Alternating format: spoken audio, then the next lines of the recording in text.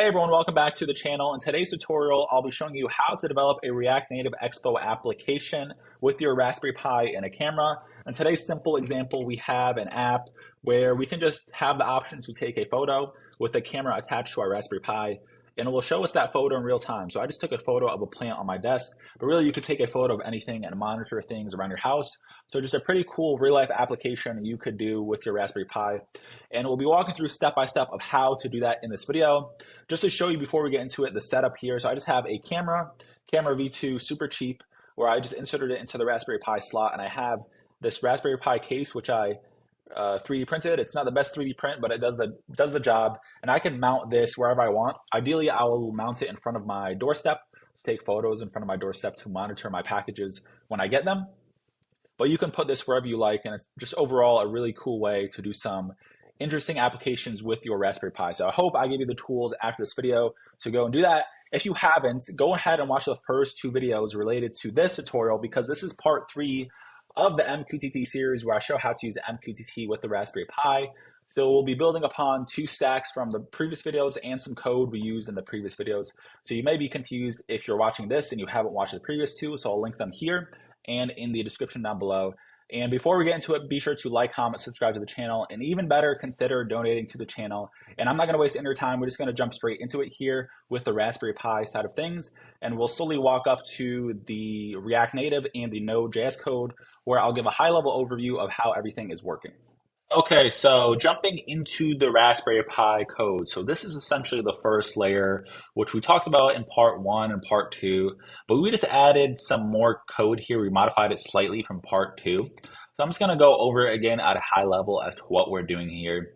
So we have 2 Python files saved on our Raspberry Pi. As you can see, I'm using Thonny as my editor, and I'm signed in here, and I just have these scripts. In this script, I am simply using this Paho-mqtt library, and I am configuring a MQTT client to do certain things on connect and then on message. So we have this on connect and on message function. So this is what happens when we connect to the client, and this is what happens when we get a message for the client. Okay, so these are just parameters of the MQTT client we define using this MQTT library. I went over this all in part 1 and part 2. So the same thing there. So pretty much once we get the payload yes, that is yes, we want to take a photo. So I'm sending yes from my local computer. I am just going to call this capture function. So this capture function is defined in this S3 example. Okay, so we're just going to jump into this S3 example, import capture. So we just get it from this other file I defined here. And this is also a relatively simple file, where simply what we're doing in this file, I'll scroll down through the whole code here, is in this capture function, as you can see, we are just setting some paths, setting the bucket name in S3, which we talked about in part 2. And then we're going to image file path, and we're going to capture an image based on the capture image function. Okay, so we just go up here to capture image. We capture an image. We also have the ability to capture video, but I just commented that out. It's the same thing. And once we finish capturing an image, what we're going to do next is we are going to call this upload to S3 function. So what we do in this upload to S3 function is we just upload the image to S3, and we're gonna take that image from S3 later on and send it back to our React Native application. Once again, we went over all this in part 2, but the only modification from this code in part 2 really is we are publishing now to the result channel. So if you watch part 2 and you saw what we did, we simply published to a different channel, which is the channel that allowed us to take a photo, right? And this video, what we're doing, or in this code, what we're adding is we're adding another publish. So now the Raspberry Pi is publishing as opposed to receiving from a channel. So it's receiving, then it's publishing, as opposed to just receiving, I should say. So we are just publishing to this channel, and we're publishing the key of the image. Okay, so that's what we're publishing to the channel. And the key of the image, it tells us what object it posted to S3, because S3, if you guys are familiar with S3, the images are key-based. So that allows us to go into S3 from our backend in Node and send that back to our front end. So that's pretty much all we're doing here, as opposed to the second video, is we are taking from that channel, taking the photo, but we are publishing back to this new channel, your result channel. And so pretty much that's the technology stack we're using on the Raspberry Pi side. So you can see we're waiting for the message there on our your command channel. So that's you can also rename these channels. They're a little confusing, but this is the channel we're listening on the Raspberry Pi. And this other channel is the channel, your result channel is where we're publishing the key of the image we just took, so our local computer with our app can know which image to look for in S3. So that's all we're doing. And then once we're said and done here, we can go ahead and actually just run the MQTT example, and it just runs forever. So it's just listening forever, essentially, for that yes message. So I hope that all made sense. We're just going to run this forever, as you can see, listening forever. And whenever we click that button, it's going to go to the back end, and it's going to publish on this channel, your command channel, and it's going to listen back on the result channel, wait for that key, and then it's going to send that key back to the front end. So essentially 3 stacks here, the Raspberry Pi side, the Node side, and then finally the React Native Expo side. So I hope you understood the React or the Python code on the Raspberry Pi. It's just 2 pieces of Python code. Essentially, you just have to run this MQTT example and substitute the corresponding information. And that information is just your AWS access key ID and AWS secret access key, which we went over in the previous videos. And of course, the name of your buckets and the paths and other sorts of things that you want to configure. And you should have this running the same way if you watch the first 2 videos. So now that we're done explaining this with these 2 files, just go ahead and run this MQTT example. We're going to jump back into the Node backend and explain what we modified from part 2. And then once we're done with that, we're going to jump into the React Native Expo side and run the application. Okay, so jumping back to my local computer, as you can see, I have my Node.js backend here. As we went over in part 2, we just made some modifications to that, but it's essentially a very similar setup, just with some modifications in terms of how we're using MQTT and S3.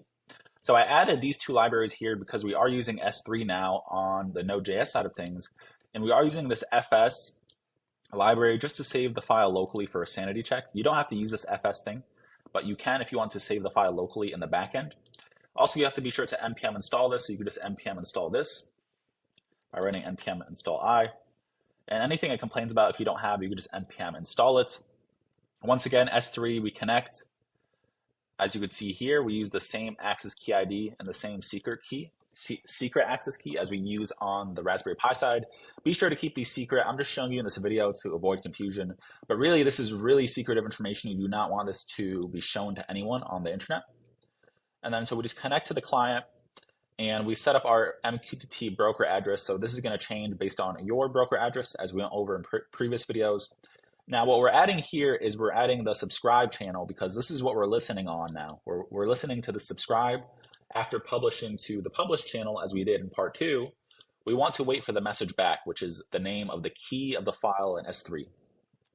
So really the only endpoint we have here after setting up the middleware is we have this take photo endpoint. Once again, we did something similar in part 2, but we're just adding on to that endpoint. So we're creating this FS create write stream to save the file locally, first of all. We're connecting to the MQTT client. We're setting up the message. This is the only message we can use to take a photo on the Raspberry Pi. So once we send this, it will take a photo. And then we're subscribing to that result channel, as you can see here, because we want to expect a message back. So in that subscription, we want to also publish to the publish channel, as we did in part 2. So we subscribe to the other channel, and we publish to the original channel. We just send the message as we did in part 2, and we just do a console log. And finally, once we receive a message, so we do client on message. So this is whenever our client that we set up here receives a message, we make sure the topic is the result topic, so MQTT subscribe channel, as you can see up there. And then what we do is we just process that received message. So we first of all unsubscribe because we don't want to overwhelm the MQTT server. So we unsubscribe. And then that is typically good practice once you're done using the MQTT client. And then we get the key from the received message. So the received message from the Raspberry Pi is just the key of the name of the file in S3. So we just call it key, but you can call it whatever you want. So I just called it key. I log that here, received message on MQTT subscribe channel and the key.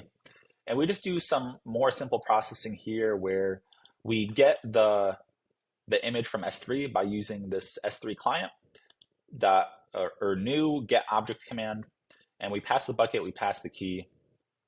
And once we do that, we want to process it in terms of base 64. So we say data.body.on data. We process it in chunks, and we add it to the file stream. So file write stream.write. This is if you want to save the file here. Once again, you do not have to do this. But what you importantly have to do is you have to push the chunks to this list, because we have to get all the chunks of the data of the image to send it back to the React Native front end. So once again, once we receive all of the data, we end the file stream, and then we create this image data base 64, which is a buffer, and we concat the data chunks, and we make sure it's a base 64, and we just end this client. So this is really important. If you don't have this, you're going to get double connections to the client, and it's going to cause your app to crash. So make sure you have this client end. I wasn't doing this, and I was figuring out like what the heck is going on. I kept getting duplicate HTTP requests, but I realized that I didn't close my clients. So it's always good practice to close your clients and your subscriptions to avoid messes like I had. It took me more than an hour to figure that out. So just make sure you close things when you're done. And then we just send the result to our front end. So we just send a 200 success status with the image as image data base 64. Otherwise, we console log the error. And once again, we just listen to the port, localhost 3000. And that is it in terms of our modification from part 2. We're just adding that S3 layer, and we're subscribing to another channel, which we take the data and we process it and we send it to our front end. So I'm just going to go ahead and run this back end here. Very simple, just npm start. Or we can even use nodemon. So nodemon allows us to continue running after we make modifications. So I'm just going to type nodemon, and you also have to npm install nodemon. So you could just do that and just say nodemon index.js. And now I have my back end running. So that is the second layer. So everything should be good if you substituted your information in there correctly, and I hope everything makes sense. Very simple node project with just an index.js and some connections to S3 and MQTT. So now that we understand that, hopefully it made sense, we're going to jump into the React Native layer and explain that. Okay, so now that you have your backend and you have your Raspberry Pi running the MQTT client, what I'm going to do now is I'm just going to show you the Expo React Native code. So for those of you guys who aren't familiar with Expo, first of all, if you use React Native, you probably are, but Expo is essentially a set of tools on top of React Native that makes working with React Native easier in some sense and simulating your React Native application much easier. As you saw in the simulator, I was able to do that with the Expo client. So what I have here now, in order to get started with that, well, first of all, you have to have Expo installed on your computer. So make sure to get Expo configured onto your computer, whether it's PC, Mac, or Linux. That's beyond the scope of this video. But once you do that, you can just create another folder called front end, and you can Expo initialize a project. So to show you how to do that, you can just run Expo init in that folder, and you can just walk through the steps of initializing a project. And after that, it should be straightforward because we have a very simple Expo project today. So we have this Expo project. It's front end in the front end. That's kind of, I misconfigured that, but that's fine. And so what I want to do, first of all, I want to cd to that front end. So now I'm in the Expo project. And really the only code you have to add to your Expo project to get this to work is this app.js code that I have here. Very simple code, most of it's styling even. And in this app.js code, I'm just going to walk over it at a high level and show you how to run the Expo project. So we just have some simple React properties here. So we have useState, React, very common things to use in React, probably some of the most common hooks, useState. And then we just have some simple styling here. You don't have to worry too much about this. Just know this is related to styling in HTML. And we have this Axios, which is a library that allows us to post to the backend. And so simply what we have is we have the image data, we have loading variables, and loading just shows whether it's loading on the screen, and image data just contains the actual bytes data from the backend. So what we have is once we click that button, that opacity, so we call it a touchable opacity, which is also another way of creating a button. So on press, we call this take photo function really. And in that take photo function, what we're doing is we're setting the loading indicator to true. We are hitting the backend take photo. So we're using axios.get. It is a get request. So I think maybe there's Axios.post, but this should be, I believe, a GET request. Yes, it is. So it is a GET request, and we are just waiting for a status of 200, which is a successful status. And then we just set the image data to those bytes. That's really all we're doing in this React Native application with some styling. So it's really as simple as that. So in order to get this to work, we just want to expo start the project, or I think we want to cd to front end. We could just do expo start. Okay, cool. Because the expo project is actually within my front end. It's kind of misconfigured here. Don't let that confuse you. This is the expo project itself. And so I am just going to click I here. And really the only thing you have to worry about is once you create an expo project, you just have to go through this code and copy it in. So it is initializing in the simulator, so give that a second. So I do have the expo simulator installed. I just hit R here, okay. And we could see take a photo, so it's going to give me the option to take a photo. And that's pretty much the whole application. So I can take the photo again. I think I turned my Raspberry Pi on and off. Let's see if it works. Give it a sec. Okay, so it has been on, it's been running. So I just took a photo, everything's working. You can see my front end is running, my back end is running, and it's just logging.